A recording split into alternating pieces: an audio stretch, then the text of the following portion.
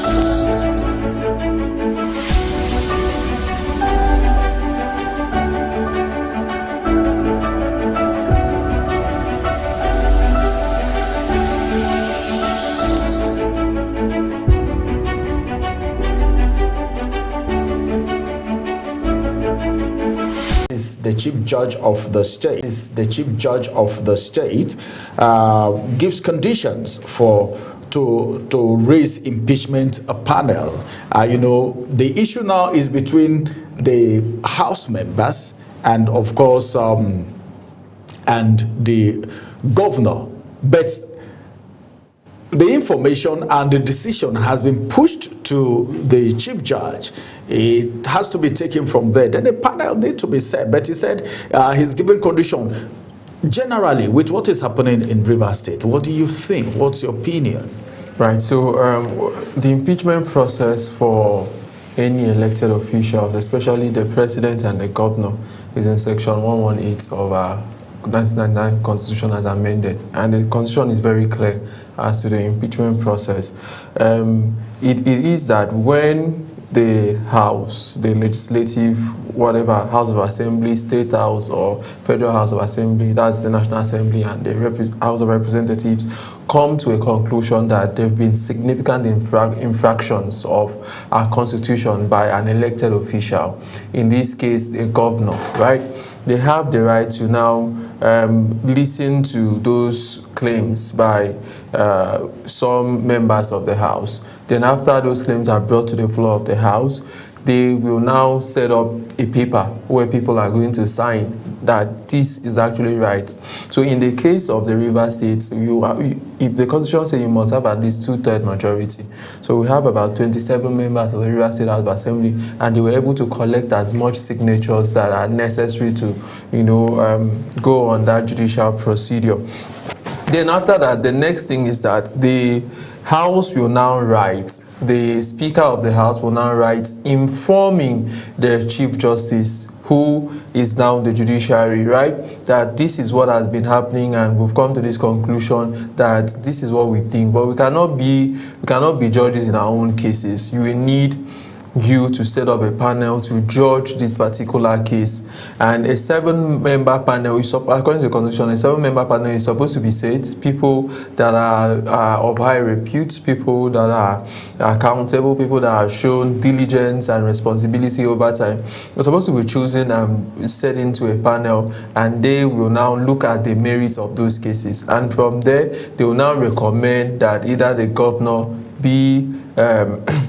be impeached or not. So it's a long legal process. But what we've seen now is that when the governor saw that the House had raised these motions for impeachment, he quickly, went to the courts to get injunctions. So there are about 2 court injunctions now restraining the CJ from setting up a panel as is mandated by law.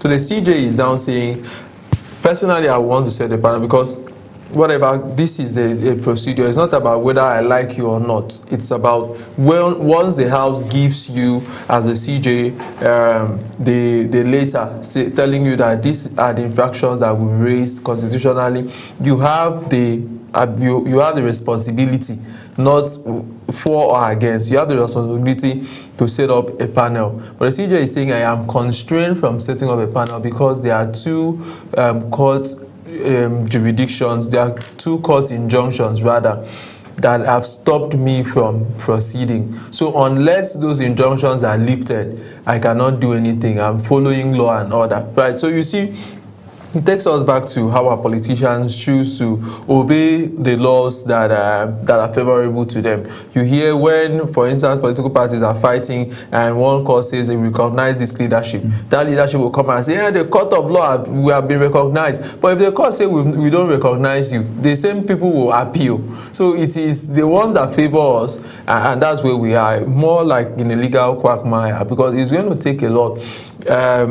Taking up that injunctions may lead to Supreme Court, and that may take time because we don't have timelines for these issues, and that may be towards the end or even take till the end of Fubara's existence as a governor of Rivers State. So for me, I don't see this route coming to friction again. Remember once again that the Chief Judge, the CJ, is an appointee of Fubara. Fubara appointed the Commissioner for Justice in the state, who is the CJ. So he has to be loyal to Fubara. And this is one of the loyalty we've seen, because my colleague was just telling me that we had a similar case in Edo where Philip Schreiber went to get a court injunction stopping him from being impeached by Governor Godwin Obaseki. But the CJ who got the injunction went ahead to set up a panel that eventually impeached Philip Shaibu. So why is this other CJ not setting up a panel to impeach Governor Fubara? Why? Because he was appointed and he's loyal to Fubara. So we see that our politicians, our lawmakers, our justices choose to obey the Nigerian Constitution or choose to obey court instructions as when it favors them. In this country, just on the final, in this country we've seen where a court of competent jurisdiction orders the federal government, in this case the DSS, to release somebody, right? And say, grant this person, we've granted this person bail, but the DSS still took possession of the person and said we are not releasing it because of national security. So national security, in their words, at that moment superseded the court of competent jurisdiction that have said we grant this person bail. So we have to be careful the way we run our country so that we don't run into trouble. All right. Thank you very much, Ubom Usoro. From what Ubom Usoro said, so far, Justice Simeon Amadi is, I don't know, setting the panel. Some persons are saying, even if you are going to set up a panel right now, what is member? Would you include members, people who are already members of the River State House of Assembly? Are they? The argument is, are they also supposed to be in the panel and then setting up a panel? And what he's saying, the condition he's given, the issue of setting up a panel, the issue of impeachment, and everything happening. And of course, you know what gave birth to this whole situation. Looking at everything now, what is the possibility? And do you see, can we say what is playing out right now? Because remember, APC leadership stepped in at a point.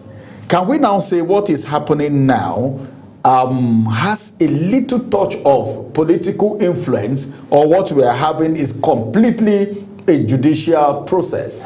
I'm afraid, Ramsey, I would have said it's a combination of both elements. But then the scale apparently is tilted, or I should say the scales are tilted in favor of political influence.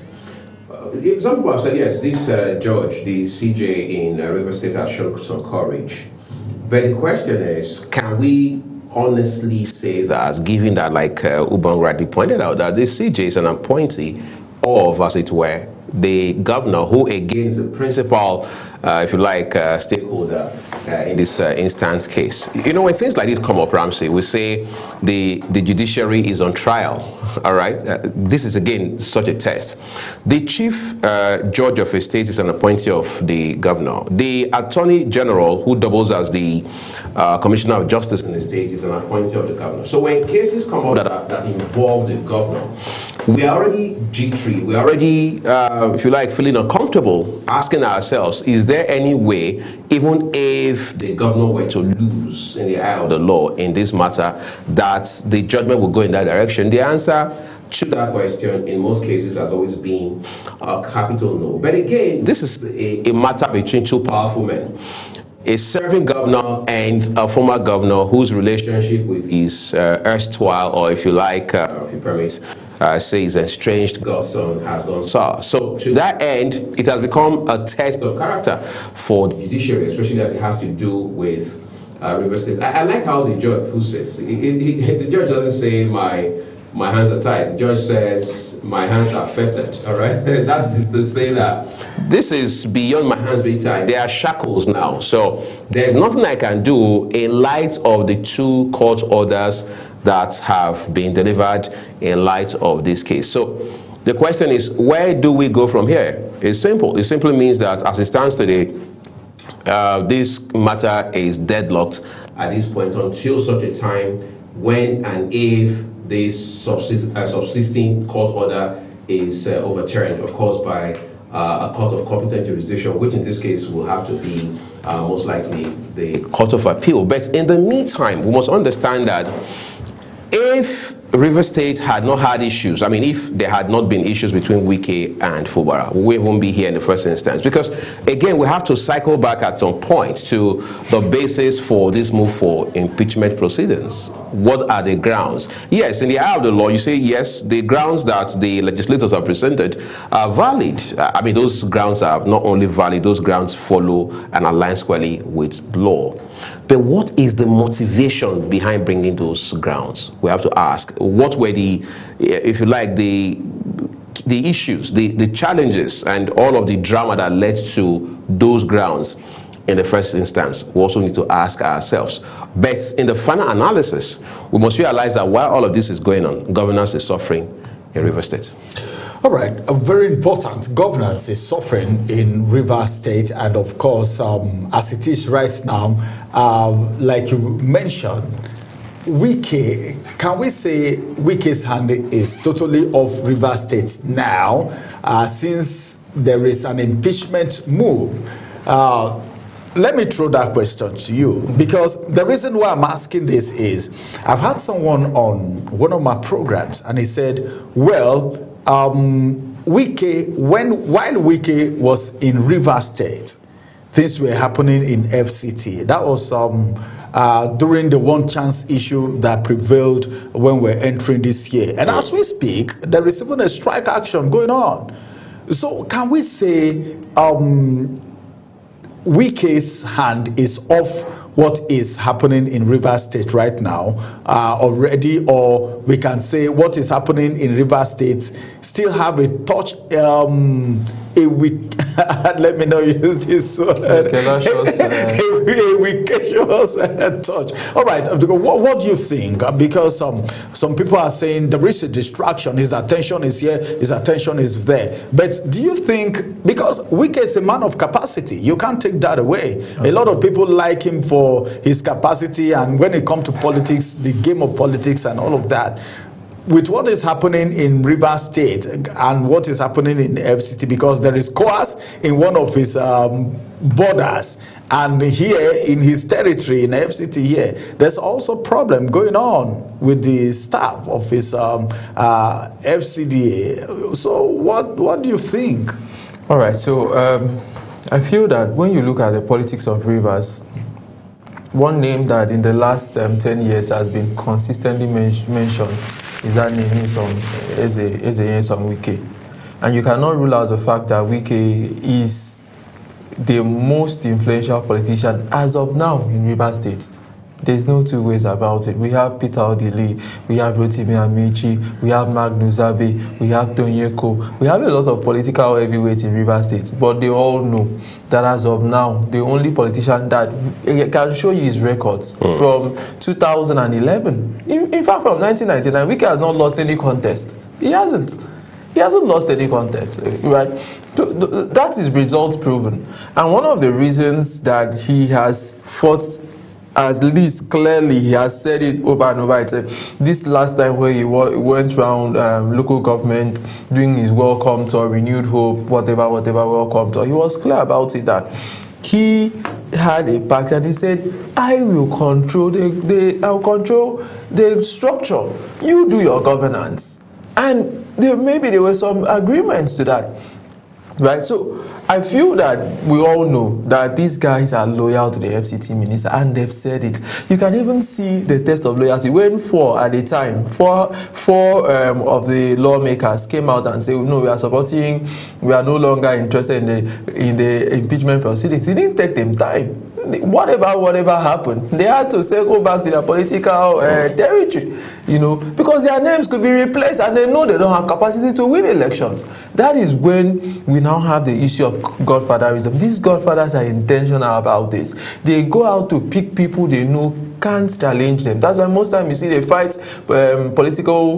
politicians that start to gain weight and can do things on their own. Most of the godfathers are not happy.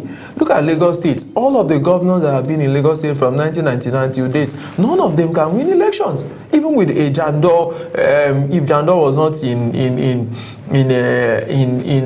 in APC as of today, and you have any of them come out without the support of the President Bola Ahmed Tinubu, they can't win elections, right? So it is also intentional in a way. Let's bring somebody that will give us little resistance, somebody that will be easily directed, somebody that knows little or nothing, because you can't tell me that Nyesom Wike did not in 8 years have strong backing. He did not see people that have been politically loyal to him all the years that I would have not chosen. So why choose somebody who knows little or nothing about politics?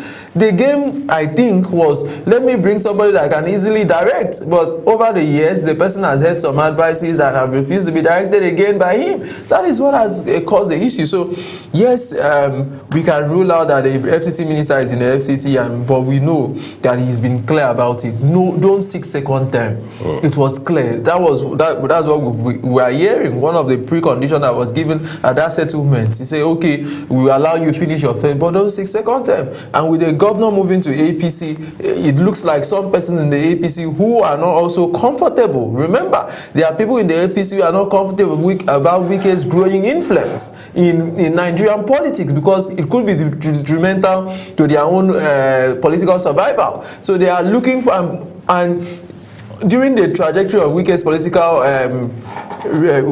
political journey, he has a lot of political enemies over time, and there are persons who are always waiting to see how they can join to fight him, and so we've seen all of that play.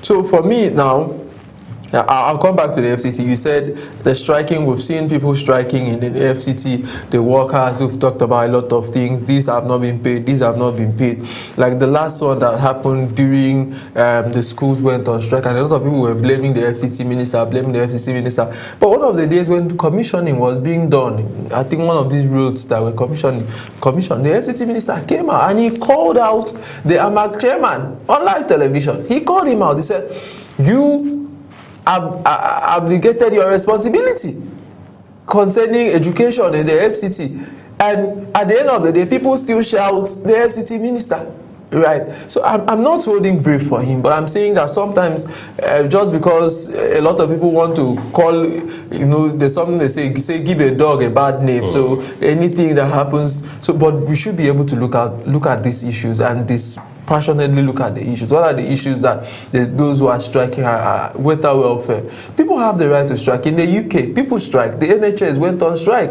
They've done it over time. There was even a time the UK government was contemplating sacking all of them and hiring new people. Right? So strike is one of the things. So in other words, what you're trying to say is what is happening in Rivers State has no connection with whatever that happens. Is Wike the only politician that is outside his home state? How many days does he spend in Rivers, right? Even when he's in the FCT, there's a minister of state for FCT. There's somebody, his one is to give direction. There are permanent secretaries in various mandate secretaries. We have mandate secretaries. When you give directives and there is no supervision, what do you think happens? Is one minister has done supervision since I knew any minister of the FCT more. You see, the other time he did 21 days. Is it 21 days? Commissioning. Commissioning. Inaugurating projects. Yeah. Then the later he did, I think, 11 days. No other minister has done been so visible. Let's move away from Wike and go to, you said something. You said some people, is it in APC or PDP, are scared of the antecedents? In APC, PDP, ADC, there are many persons who are scared about the growing influence of Nyesom Wike, because now Nyesom Wike is proving not to just be a political leader in Rivers State. It's proving to be which party is he a political leader in the South. Which party is he at the moment? And to even shock you now, it's not about parties, it's about who he's supporting. If he supports somebody in the PDP now in Rivers, that person will win. If he supports somebody in APP, the person will win. So now it's about the political leadership. It's about the influence. If Asiwaju Bola Ahmed Tinubu goes to let me even use a party like APM tomorrow in Lagos, the candidate he's supporting will win, because it's about the structure. All right, let's come to the People's Democratic Party now. I don't know if maybe I was asking you, you didn't tell me the party is, but then let me assume he's the last time. Are you saying he's keeping it a secret? For now, he's a PDP member. Suspended member or? Who suspended? He has also suspended those who suspended him. Have you not seen? No wonder you supported his influence. All right, it is Roundtable, so you will get everything right here. Now, Makinde was with the president, and he came out to say, well, I'm comfortable in PDP. Forget that I went to visit the president. But you know what happens when any governor visits President Tinubu in Nigeria? Well, I don't want to call names anymore, even though there is still speculation about that of Kanu yet. But when others visited, Nigerians know what happened thereafter. But he came out to say, well, I'm comfortable in PDP. Like someone was suspecting him that he was going to defect. Right. So what do you make of that visit and that statement? We have to take the man by his word, at least for whatever it's worth, until we have credible, verifiable evidence to the contrary. The man says he's comfortable where he is, which is the PDP. There are people who even believe, as it stands right now, Governor Seyi Makinde of your state is the leader, the de facto leader, so to say, of the PDP. But of course, that's something he has to slug out with his, should I say, former political friend, yes, a weekend now, all right? But just so we don't miss out on this element, in the case of Kanu, we're hearing now that the governor has dumped the NNPP. There are unconfirmed sources saying that in the next couple of days, he would have decamped formally to the APC. Yes, officially. So that's that for Kanu, for NNPP, and for Governor Abba Yusuf. But back to the issue of Seyi Makinde and the visit that he paid to the president. You know, like Obong mentioned the person, President Bola Tinubu, even long before he became president, had proven beyond doubt to those who are on his side and those who are not, that is a force to be reckoned with as far as Nigerian politics or political leadership is concerned. I mean, we saw what he did beyond just leading Lagos, but as the leader and the founder, so to speak, of AD, which has metamorphosed over time. Today we have the APC, where, of course, is the leader by whatever definition. Now, that said, once, like you also mentioned, the governor visits the president, things never remain the same. It's not even about whether they are going to defect to the president's party or not. Some deal would have been reached, some understanding would have been reached, some conclusions would have been made. And that in itself will shape what will happen going forward within the polity and even within the party of that governor. In fact, I can tell you now for free, as most politicians say, Ramsey, that there are people in the PDP now who are now suspicious of Governor Seyi Makinde, because some of them will feel like he's not going to let the cat out of the bag on some issues, some of the things that he discussed. Of course, it was a closed-door meeting with the president, so this was not something that you had all out on social media or anywhere else. So we don't have a full brief of his interaction or engagement with the president. What we do know for a fact is that, as it stands right now, Governor Seyi Makinde has said he's comfortable in the PDP, but you're also asking yourself, what gives you comfort in the PDP? And I'm saying that to say that we had a very senior member of the PDP here just about 2 weeks ago or so, talking about Segun Showumi. I asked him very pointedly, I said, are you still a member of the PDP? He said, yes, but I'm painfully a member of the PDP. And he went ahead to talk about the challenges with the PDP and so on and so forth. And that again has kicked up the concern of whether the PDP will make it through these dark nights, because that's where the party is at this point. And then you're also wondering, will the PDP survive the fight between Wike and Bala Mohammed, the fight between Wike and Seyi Makinde? That's a question we need to answer. Just yesterday, we had another very high-ranking member of the PDP from the South here on the program. And he said very categorically that yes, Wike is one of the biggest problems of the PDP. So when you have a personality crisis, when you have this ego tussle within a party like the PDP that once was the pride of Nigerians, that once was the leading party, that once was the, if you like, leading opposition party, you are now asking yourself, what will happen going forward? Will the PDP even be able to stand on both legs into the 2027 general election? And then how about the discussions in many quarters about how that the ADC is now in front of the PDP in terms of any party that has the potential or that stands the chance of putting up a formidable opposition against the APC in 2027. So when you look at all of these, Ramsey, you already have some insight as to where we're headed right now. All right, we'll go on a quick break. After this break, when we return, we'll talk about the Natasha and Akpabio issue, because during the festive period, we heard that all cases were withdrawn against whoever, and there was a celebration. Even Senator Natasha also made some speeches, but then we are seeing an appeal in one of the papers today. So after this break, when we return, we'll look at that and other topical headlines on the Roundtable today. Stay with us.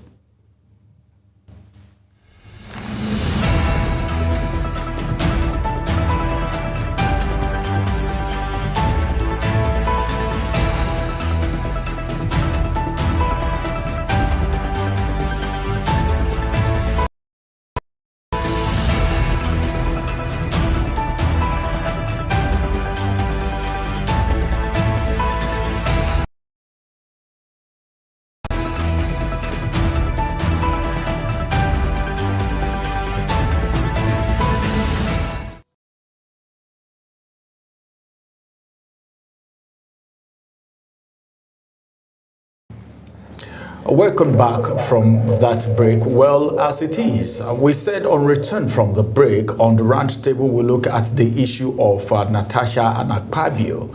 We thought all cases were over, but then the Senate president appeals again. And of course, I saw that on the National Daily, and I was wondering, what must have necessitated this appeal? Let me get to Uya Bomofwebe. Were you shocked to see that on the National Daily today?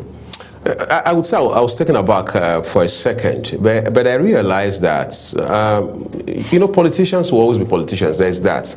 And there's also the weights of those allegations that had been leveled against her. I mean, threats to life is not something you play with, no matter how much of relationship or cordial relationship that you have with someone. So if Senator Godswill Akpabio, the president of the Nigerian Senate, now decides to, if you like, escalate to the Supreme Court, it means that these are weighty issues and he wants closure and he wants it done the legal way, he wants it done in line with the Nigerian Constitution. But again, you see, these are distractions, basically. As important as those concerns may be on a personal level, they are distractions because, first of all, Senator Akpabio is the number 3 man of Nigeria. So that in itself is pivotal. We can't pay a blind eye to it. The second is to say that he also represents a senatorial district. So there are real-time human beings there who need his attention beyond all of these hula baloo, as some musician would call it. Conversely, you also have Senator Natasha Akpabio, who represents a senatorial district as well, who has to also be able to focus on. Both of them now are like a governor who has won election, but he is being tugged at. His attention is being dragged by, if you like, tribunal and all of the judicial processes that usually ensue following the conclusion of an electoral process and things like that. But you see, when all this is said and done, we're not going to ask ourselves, how much of impact adversely has this had on not just the legislature, but the representation that these two individuals are supposed to be providing for their respective constituencies? All right, let me come to you now, Ubon.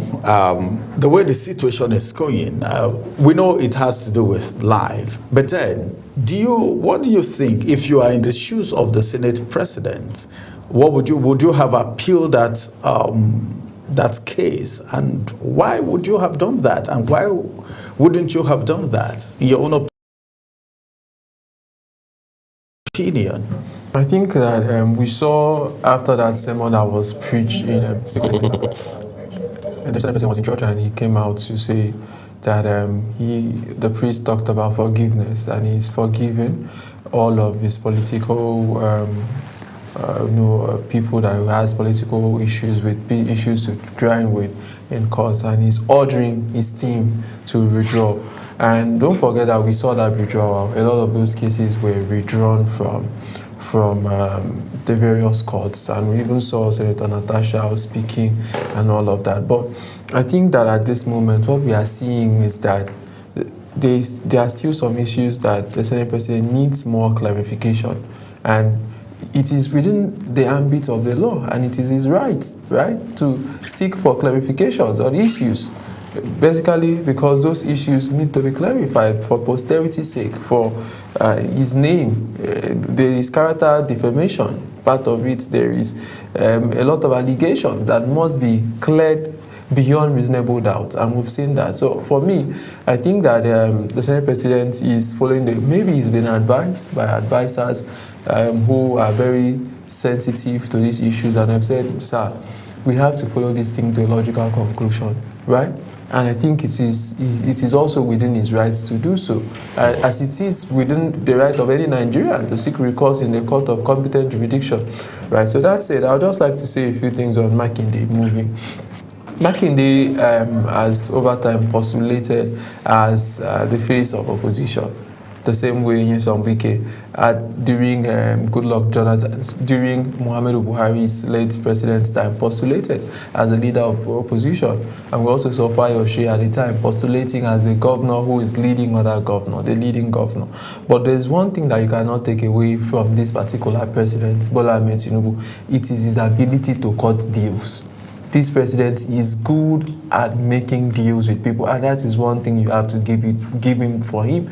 He knows how to make deals, right? Even with people are saying El-Rufai, this, if the president wants to make deal with El-Rufai, he knows he can make a deal because they still have relationships. The other day, at the president's son's marriage some years ago, it was Alhaji Atiku Abubakar that stood in as father. So they have close relationship. They've worked together in business. You can see him as somebody who knows how to reach out to people. He still has very close relationship with the NNPP national leader, Kwankwa. So he speaks highly of him. And I don't think the president is a good politician. So if he sees that Makinde will be a stumbling block to him winning election, he will want to appeal to him. There's a lot of things that can work in both their favor. Makinde already is a second-term governor and will be going out of office soon. And he cannot have that prominence again in the national space with the PDP that we've seen. So maybe the president is offering him, why not come and go for Senate? Why not do this? Do you want to be a minister? There could be concessions that the president is ready to give. This is the same president that made deal with Nyesom Wike. At the time, then nobody was thinking that kind of deal is possible, and they're still working together till today. People have said a lot of things, but you also have to give it to him. The same Senate president that we're talking about, when this matters first came up, a lot of Nigerians say he should be sacked, he should be removed, The president stayed true to him. Why? Because the president understands that Akpabio has capacity to deliver. Right? Akpabio, because of Akpabio now, we now have a state that has predominantly, over years, been known as a PDP state. In fact, people sing that Akwa Ibom is PDP is a religion in Akwa Ibom. But Akpabio has been able to convince the governor with whatever he said, and the governor has moved in to the APC. You cannot deny the fact that the APC will have more votes in Akwa Ibom than they had in 2023. They will, because all of those, at least 20% or 30% of those that voted for the governor have moved with him and will vote in this direction. We know how this thing moves. All local government chairmen move with the governor. All House of Assembly members move with the governor. All SAs and PS move with the governor. That's a political force. So he offers more. So I think it is about negotiation, consultation, and the president, being a strategist that he's always been, will place issues before Seyi Makinde. You are leaving very soon. Elections will be conducted very soon in Oyo State. You are second-term governor. What happens to you when you leave? Okay, you are a consultant. You say you got your first $1 billion US whatever job when you were 20 years, right? And we can double that for you. We can give you triple of that. No, these are consultations. These are consultations that will be placed. You're speaking like a politician. Of course, that's a strategy that will be placed. Why not support us and see this? What can the PDP offer back in there at this time? Little or nothing. But he said he's comfortable in PDP. Does it mean he rejected the offer? Today in my state, the former legal advisor of the PDP, his name is Emmanuel Enoide. He's a political force in Akwa Ibom. You can ask anybody about it. He's always said he's PDP back and forth. In fact, he stood the elections between Senate President Godswill Akpabio. And Akpabio won because the people said this is for the village. It's for, let's do it for our own. To go. Enoidem is strong on the ground. He was a PDP, all of the events that cover at the PDP secretariat, I see him there. But today he has moved to the APC, and he's saying he's moving because the governor called him and said he cannot sleep because he's in PDP. So he has to move to the APC so that the Who cannot sleep? The governor cannot sleep? Or the governor cannot sleep because he's in PDP. The governor wants because he's in an opposition. Yes, he wants to work with him. Yes, the governor can. So politicians say things like that. So he said the governor was there when he said it. So he has to move so that he can work with the governor. And he's moved. Irrespective. So you can be comfortable. Moving does not mean you are not. He said, in his speech today, he said he was comfortable in the PDP. It wasn't about ideology. It was just about the friendship. And so these people go all the way. So you can be comfortable today because the deals are not sealed. But once everything aligns and it is in your favor, are you still comfortable? It's all about interest. What was it about before? It's interest, of course. It's interest. Oh, everything is about interest. Everything. Some people will tell you everything that man does is majority is about interest. Right. Now, some critics are saying, well, an APC chieftain have even said on one of my programs that every governor coming into APC is being quarantined. Because you can't trust them. What does that even mean?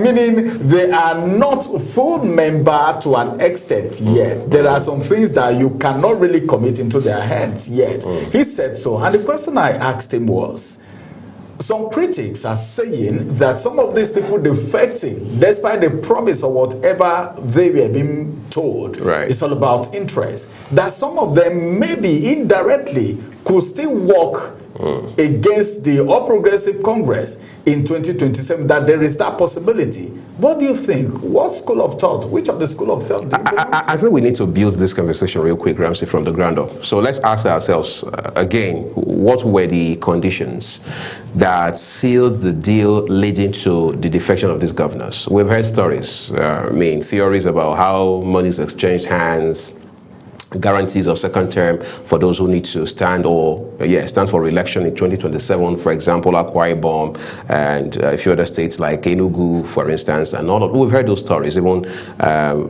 Plateau and co. But again, let's drill down. Politicians have many more meetings about their interest, about political moves that benefits them directly than they do about the states that they lead or the entities that they are supposed to provide leadership for. Now, having said that, is to say that it's only natural that those in the APC will feel uncomfortable because these are new entrants and they're powerful people, whether you like it or not. In fact, that's the value they bring. President Tinubu just didn't pick people at random. He had to handpick these individuals because he realizes how much of a political powerhouse they each represent. So, that said, we understand that fear, we understand that sense of feeling intimidated or even threatened. To even hear from the mouth of the national chairman of the party saying that you coming into this party is not a guarantee that you get second-term ticket and all of that is already a pointer to what this is about. But you see, in the end, we know that it is the leader of the party, in this case, no other person than President Bola Tinubu, who calls the shots. Now, plus that, you need to also ask yourself, is this the first time that governors will move from one party to another? We've seen governors do that before, and it was automatic ticket for them. In fact, these governors can almost assure you would not budge if that guarantee had not been given to them. Because I don't know what else they will be looking for, moving from a PDP that is already a powerful opposition party to the APC, if you are not guaranteeing them at least, at the very barest, second-term tickets in those parties. In fact, it will even do the APC a favor, giving these governors your ticket automatically, because at the end of the day, if you do not do that, you probably are just going to if you like, be that creature that eats itself from the inside and bleeds internally, and that could signal the beginning of the end of the APC as a political party in this country. So you do not want that to happen. But that said, we also understand that 2027 is still at least, whether you like it or not, some months or even up to a year from today for the politicians themselves. So there's enough time to, if you like, iron out those rough edges as they move closer to the election. But as it stands today, we do know that those governors are now automatically the leaders of the APC in their respective states, and any argument to the contrary could spell doom for the current ruling party. All right. Well, I think we actually need to talk about this extensively because of the level of defection. People have already said so many things. Some persons are saying, well, it's going to end up in one party system. Some people said, well, the president is a game. In fact, the game of politics, just like you said just now, is in his hands. And, he knows how to play his games. And he knows what he's doing, that 2027 is already a walk away. Now, with what is happening in the People's Democratic Party, ADC, and even Labour Party, what can you say, all right, when somebody say, I am, even an ADC member will still come and tell you, I am comfortable in ADC. I'm not saying there are no little maybe leadership crisis, the issue of zoning some times ago raised a little dust in the north, and the issue of, he's not coming back as a running mate. Somebody else is going to be picked, and all of that. These are little crises per se in even the All Progressive Congress, even though we're not feeling it the way it is in ADC and the rest. What are you thinking about 2027? Marking Day. You said something about Marking Day. Every politician wants to be relevant, right? But the level of their relevance is determined most times by the ruling party and the electorate. So what do you think of 2027 as it has to do with the capacity of the ruling party and opposition? For me, I think that the opposition have failed woefully. They failed because woefully. A lot. You said a lot. Look at what APC is doing now. One of the things that APC is doing now is they are doing e-registration. They are the ruling party. They don't need to do that. They just need to live by assumption. Now, this is the many persons that we have. But with this e-registration, at the end of the day, the APC can tell you for a fact how many members it has across Nigeria. Because these are electronic systems that they will be sure of membership, not the ones that they give forms to go and fill membership. People will go and distribute to children. They will be, your information is there online. People are posting it. Go. So these are things that the opposition party should be doing. But the opposition that we have now are not together. And this is the difference between the APC as an opposition party and the APC as a ruling party.